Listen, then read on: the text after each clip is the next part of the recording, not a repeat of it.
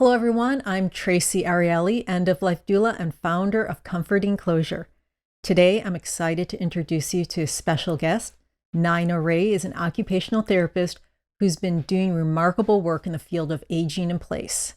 Nina's expertise is broad, spanning areas like acquired brain injury, spinal cord injury, rehabilitation, and home modifications. What makes Nina stand out is her passion for creating homes that are not just functional, but also safe and comfortable, promoting independence for everyone living there. She's been instrumental in areas such as home safety assessments, home modification recommendations, and fall prevention services. In our chat today, we'll get a sneak peek into Nina's world, her experiences, and the role that aging in place plays in boosting quality of life.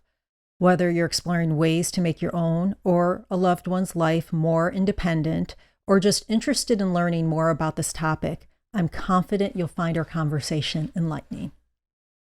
Welcome, Nina, and thank you so much for being here. Thank you so much. I'm very happy to be here. Nina, can you tell us about your journey into occupational therapy and why you decided to specialize in aging in place? Yes, I became an occupational therapist in Ireland. I grew up in Ireland and went to college in Trinity College, Dublin. And I came to the United States in 20, or excuse me, when did I come? I came, let's just say over 20 years ago.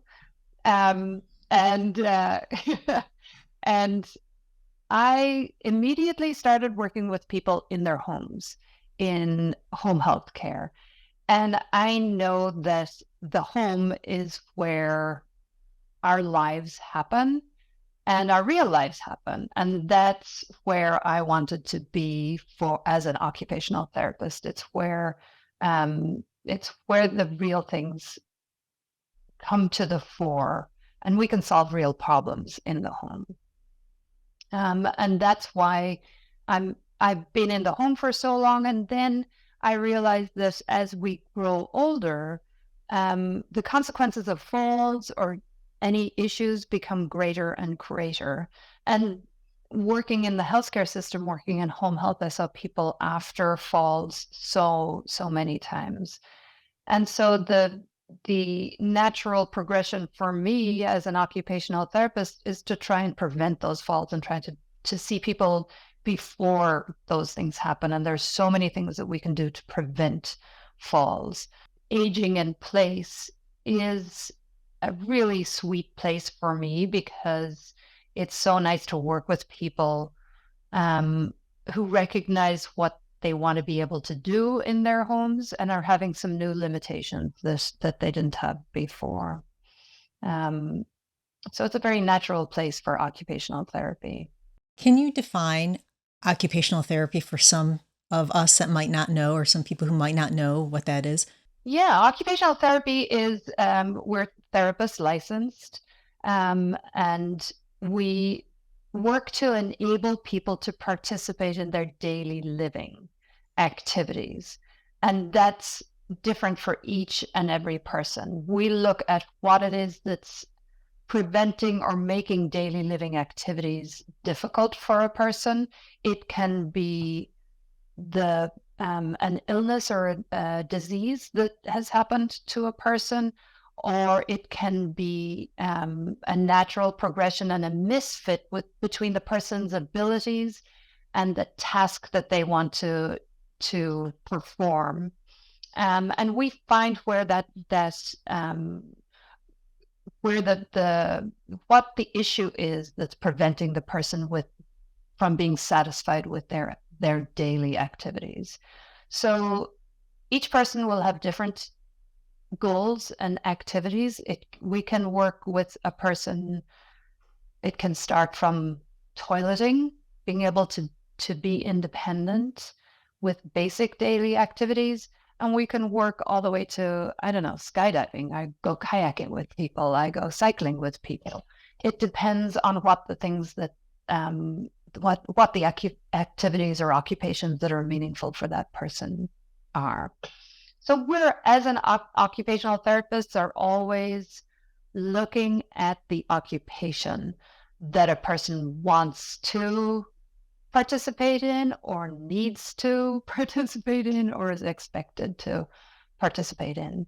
And we're looking to see how we can increase the person's satisfaction with their performance in that occupation. So you've mentioned occupation a couple times. Can you tell us what that means in the OT community? Yeah, an occupation is anything.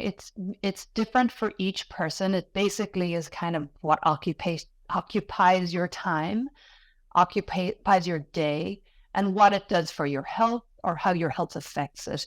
It differs between people. It changes with age. My occupation as a child is play, is school, etc., etc. My occupation may change through my lifespan, becoming a full-time student or not, being a worker, being a spouse. It changes. It's different between different cultures, etc. So it can be any activity or task that a person wants to be able to do or needs to be able to do. We separate it into classifications. In the medical field, we talk about ADLs, which are activities of daily living. Those are the basic things like bathing and dressing and toileting. And they're often really very difficult because they're things that we need to do every day. We can have we call instrumental daily ADLs, which are more complicated ones like cooking and grocery shopping. Occupations are also things like rest and sleep. Very important occupations. We need to restore ourselves. We can have occupations related to work, which could be employment, or it could be just productive activities. My work, like I said, a work of a kid is playing. When I'm retired, I hope to be, I hope to be gardening, and it can be education, lifelong education. So our occupation, it's a broad classification, but it's very individual, different for each person. The term aging in place, what does it mean to you and why is it important? Aging in place to me is being able to live where I want for as long as I want. And it's important because our autonomy and our independence in decision making is one of the most important things, I think. Aging in place, my definition of aging in place might change over my lifespan. I might want to stay in a home that I've lived in all my life, or I might want to move to a home that's easier to get around to, might be closer to my family, anything like that. But aging in place to me is kind of just being able to have choice about where I live and being safe and satisfied with how I'm living. Being able to have those choices is so important just for your mental health and your mental happiness. And you see a lot of people as they age, they don't have the ability to be where they want to and to be independent. And they don't have the knowledge that there are people like you to help. The choice aspect is really important with it, and being independent. And it's a process, it can start early, it can, and my definitions of it can change. Could you walk us through a typical home safety assessment? What are some of the key things that you look for? The issue I'm looking at, first of all, is really what those occupations are that the person wants to engage in. What are the things that the person needs to be able to do or wants to be able to do, what they are doing, what they used to do, but they don't do anymore. And those are some of those things that we talked about before, the basic activities, bathing, dressing, toileting, all of those kind of things. I want to know a little bit about what they do for um, productivity. I want to know what are the activities, what are the things that this person needs to or wants to be doing in their home, because that can be very different from person to person. In a home evaluation, I will ask the person about those activities, and then during the activity, I'll ask them to show me how they move around when they're doing those activities. So we don't just talk about it. I want to actually see how the person does it. Sometimes I ask them to step in and out of the bathtub or the shower, just to show me how they move, or how they get into the garden, or how they move things around their kitchen. So I get people to show me how they engage in those occupations, so we can see where those kind of pain points are. And then I'm also looking at the context, the environment, what's around the person, what's the physical place, like the condition of the home. Are there cords around the place? Are there trip hazards everywhere? Is it very dark? Is it, all of those kind of typical hazards that we would think about when we're there. I'm also thinking about in the environment. I'm thinking about people. Who else is around the place? What are the other animals there? Are there cats? Are there dogs? Are there, is this person in an urban situation where there's, urban influences, or are we in a rural situation where there's, I don't know, bears? We're in California, a lot of things.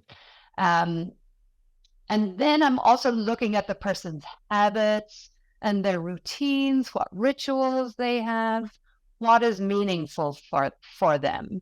Is it important for them that every morning they, do they have to have their tea before they brush their teeth? Do they have to get in there before? What are their routines and what are their rituals? What's important for them? What are their roles? Is this person a grandmother and she's got charge of, the grandkids every Tuesday afternoon at 3:00?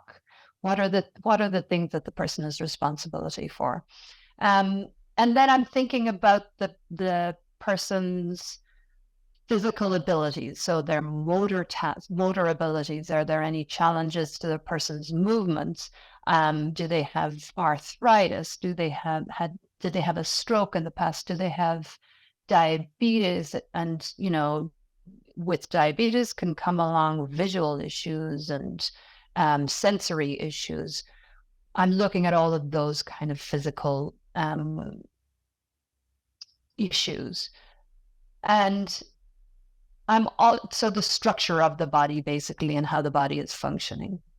I'm also finding out about the person's, beliefs and values, and their spirituality maybe is sometimes important. Where is the person in their life? What's important to them? What makes up this person? And all of that comes back together to look at what are the important activities that this person needs to be able to do to keep living where they wish to live. And that may also involve family members who might have different priorities or questions about their abilities, that their opinions might differ a little bit. So we try to work out some of those to see where we are with those. And from that assessment, we try to come up with a plan. Sometimes it's literally just removing some of the environmental barriers for the person. And sometimes it's working on that plus some of the other factors that are impeding the person's satisfaction or their family's sense of safety for the person. So sometimes we're looking at changing routines and habits. We look at, what's making the person feel more at risk, and how can we adapt anything? What's up for grabs to make the person safer and for everybody to feel safer? Sometimes it's It's as simple. I just had a client where everybody was suddenly really happy about the situation when the older person agreed to have a doorbell and a video doorbell and a security system that the family could monitor from distance, and have one of those Echo products so that the family could drop in to activate a microphone in the person's room without the person having to answer the telephone, so that they could know at any time that this mom was fine. And so now the family knows that they are able to actually really check on the person. If she doesn't answer her phone, they're able to check that and be assured that she's not on the ground in the bathroom where she didn't have her phone. So sometimes it's down to issues like that. I'm rambling. No, no, it is so interesting how uh, you look at everything. You look holistically at the person, not only their how they are physically, but emotionally and spiritually, also where they are in their lives. You look, at their home and how it really supports this person, their entire being, and even their family also. So that is, I think that many people are under the impression that occupational therapy and aging in place is just you walk in there and you look at, oh, here is a bathtub and this is what you have to do. So I think that that answer will be really eye-opening to many people.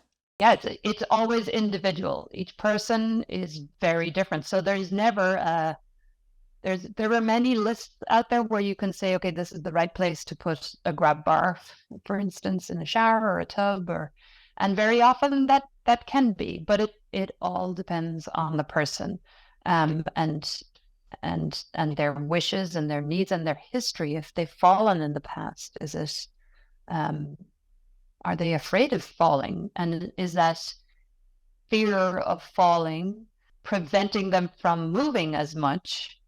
And and so are they getting a little weaker because they're afraid to get up and do such and such a thing, an activity? And does that mean that they're starting to get weaker, which starts a spiral of increased fall risk? It's complex. It's always complicated. But every 20 minutes, and the CDC says that every 20 minutes, an older adult dies from a fall in the US. Yeah, I read that. And so many of them are preventable. Yeah, I actually read what you just said about that, the CDC statistics, because I'm really clumsy and I had a fall getting out of my bathtub. And so I looked up, I'm like, okay, how much at a risk am I really at? So it's really, it's not age, it's not even age related, so that's really, That's a really good example, actually, because it's not age related in terms of that we fall when, at many ages, and pretty much at all ages, we fall. But the match between the person and the activity and the risk is something that changes. For instance, you're young, when you fall, the consequences of your fall, you can hurt yourself badly, and you could potentially injure yourself. But the likelihood of that happening if you're your young age versus when you're 85, the likelihood of you actually sustaining an injury when you're 85 is higher with the exact same fall in the exact same place. So it does change with age in terms of the consequences get higher. So for you at your age, there may be some factors involved in that particular fall that maybe would be changeable for you. Maybe it's a reminder to you that you need to slow down. Maybe a mat on the ground where it's non-slip, might be helpful. Maybe something solid to stabilize yourself as you're getting in and out, something solid to prevent you falling all the way down to the ground, like a grab bar. If you're holding it and you slip, that grab bar might stop you falling. Maybe those would be smart at your age, but maybe if you were 85, maybe then we're thinking, perhaps having not having to step over the edge of the tub is what we need to do in the first place here. So maybe changing the location of the location of the activity, or adding some assistive devices so that you can sit down as you get in and out of the tub. That might be better when you're 85. I think that it wouldn't be relevant to you at this age, probably, depending. I haven't seen you move. I could do a home eval with you. But you know what I mean? So it's like that very same bathtub, very same activity, very same person at different ages. It'll be a different solution to the problem. Knowing that everyone is different, can you share some common modifications or typical modifications that you recommend for people who want to age comfortably in their home? I think one of the typical things that can be very useful is to look at lighting in the home. Lighting can be different in different parts of our homes, but it's important to have well lit spaces, especially as we get older. We need more light to perform tasks. And also lighting is really important for our balance. So lighting on stairs that maybe turns on automatically can be really good. Outdoor lighting at our front doors or wherever we come in and out. Lighting for tasks, reading, etc., is pretty typically somewhere that people start, but also lighting in where we do important tasks, like in the bathroom or any workspace. And also a little bit of background lighting at nighttime can be really important, because we don't need to see accurately. We don't need to see to read at nighttime, walking to the bathroom, but we do need the light to tell our brains where we are in space, and that helps our balance really, really dramatically. So if you can imagine closing your eyes or turning out all the lights in a hallway, even in your own home, and walking up and down the stairs in your own home with absolutely no light, you're going to be like looking for something to stabilize yourself. And that's what happens at nighttime if we don't have some ambient lights or a little bit of background lighting. So it can be just a night light. It just tells our brains where we are in space. So lighting is really important. Also looking at the trip hazards around the house. Cords, loose rugs that fold up. I don't remove everybody's rugs. Some people do, but I don't like to remove everybody's rugs. But I do look at why they're there and if they're safe. If they're very important special rugs, sometimes we ship them over if they're a trip hazard. We can put really special ones on the walls. We can get non-slip, low-profile rugs. So you're looking at trip hazards, whatever it is that's on your around your house. There is also a lot of other modifications to homes that can make the home generally easier as we age. For instance, lever style handles on doors are easier to open and close as we age.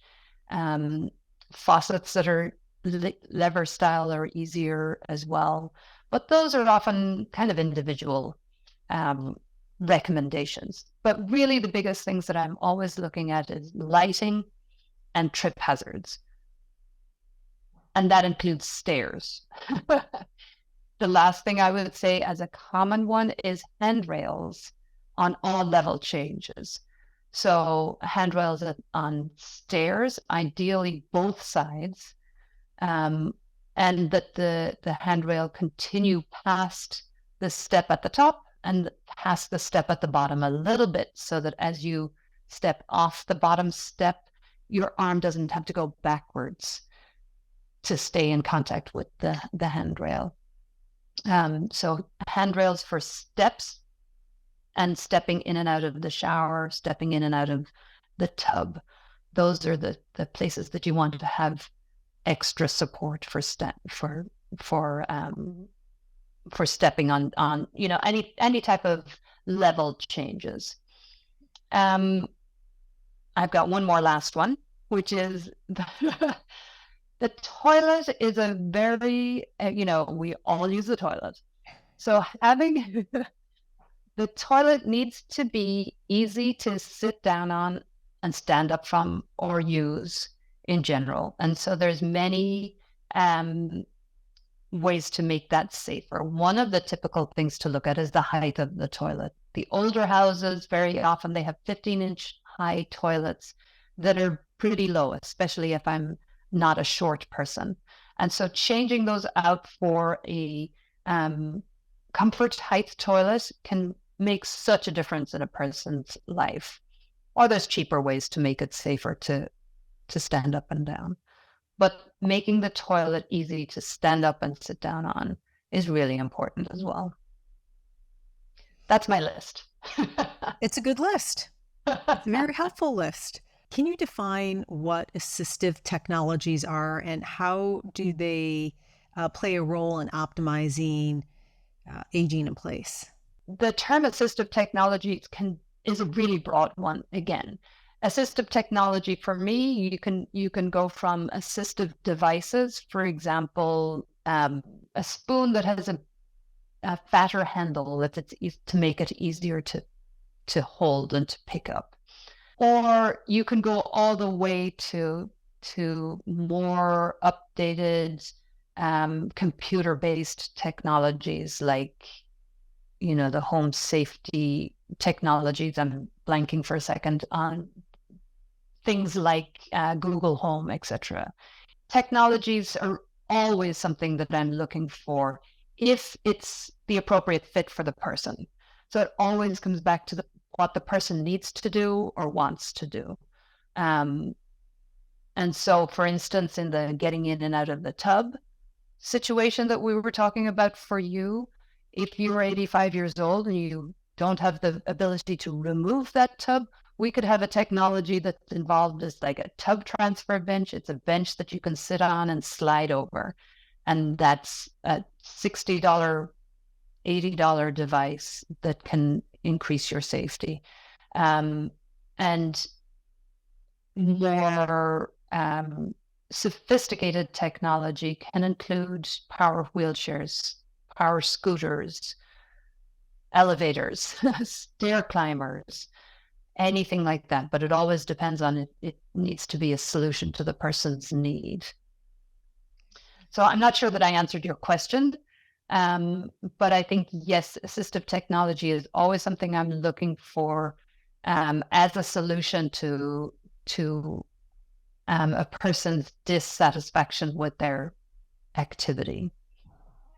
It can compensate for a lot of things. Do you have any memorable stories about how your work impacted a person's ability to age in place?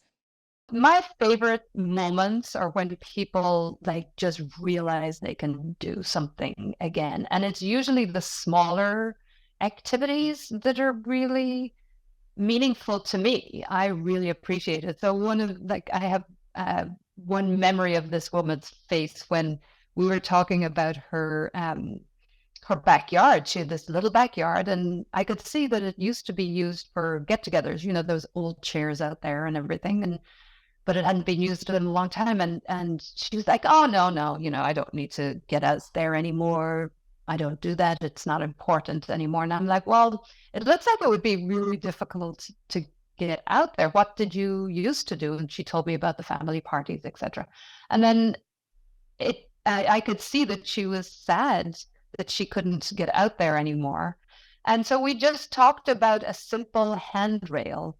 There was no handrail on these steps down there. And we just talked about having a simple handrail that could really make a big difference. And her face, when she realized that actually could work, was just so special to me. What are some unique challenges and rewards in your line of work? The unique nature of working with people is both the challenge and the reward. It really is. It's really special to me to being able to be able to help them work out what it is that's holding them back with being happy with how they're doing things. I can't change illnesses. I can't change what's happened to them in the past, but we can walk together to help work out how to make the situation as satisfying as possible. And so that's challenging. It's challenging to work with the individual person and also with a whole culture of family around it. But it's so rewarding to me to really and truly have the privilege to be allowed back to be allowed into people's homes and be able to get to know a person and a family and be able to help them move forward despite whatever is getting in their way. What are some misconceptions about aging in place that you encounter? One of the issues is what you mentioned earlier, that it's simple, that it's like, well, you just have this is where it's a list of where you put a grab bar, and that's it, and so that it's one dimensional like that, um, and also that it's an all or nothing mentality. Sometimes people who are having more challenges or their family is maybe worried about them in their home. Sometimes I see the attitude of, I've lived here for 40 years without a grab bar and it's perfectly fine. And I don't you ask me to do anything. This is where I live and this is how it is and nothing will change. That mentality. And then the flip of that mentality is that it'll be all fine if mom would just move to a skilled nursing facility, so it's just the simplicity, or, the term single story comes to mind, where it's not the single issue. It is this kind of web of complexity that makes aging in place either possible or more hazardous. Yeah. Yeah, I do. The single story uh, myth, I do see that quite often, where people who are older just assume that that's what they need to do. Right, right. And also, I think the role that family plays is really important. Uh, it can be so rewarding and helpful and embracing of the person, and being able to help family as an occupational therapist learn how to help the person as well can be really important for me as well. And to be able to help that conversation go ahead is something that's really great as well. Because sometimes there's conflict between, or there's a differing of opinions on what the goal is, for people when they're talking about aging in place and staying at home. Nina, thank you so much. We're almost at the end of our time. Is there anything that you want to leave or tell our viewers before we end?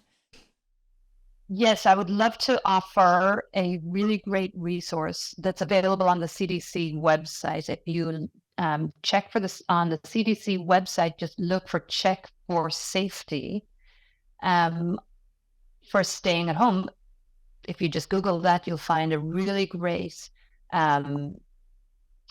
brochure that you can either order or just read online or download and print. And it goes through some checklists that address some of the complexity of what we're talking about. I'd also recommend that people check their vision and wear shoes. Wear shoes indoor. Yes, wear shoes indoors if it's appropriate. So why?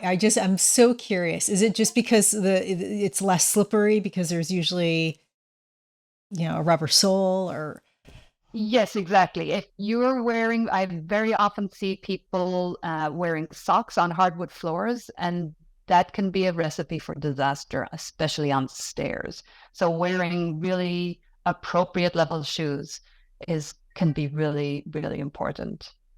or Not slippers always, or depending slip? on or slippers, so long as if depending on the person's abilities. But slippers with a heel, with a that enclosed heel, can be really important. Very often, I see people who have a hard time getting their shoes on. They wear slip-on slippers, and that can be they can they can be a little bit hazardous as well. Nina, thank you so much for joining us and shedding light on the important topic of aging in place.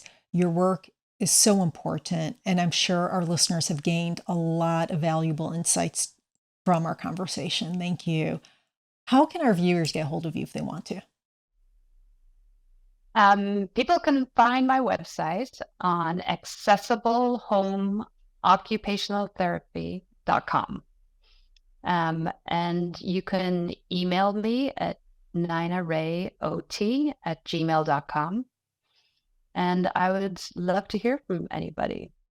I hope this episode has broadened your understanding of occupational therapy and aging in place and how it can significantly improve your quality of life. Remember, preparing for the future is not just about advanced directives and end of life planning. It's also about making sure we have the right support and setup to live comfortably and independently for as long as possible. If you'd like to know more about Nina's work, we'll provide links and details in the description of this video. And if you've enjoyed this episode, don't forget to subscribe to our podcast and share it with your friends.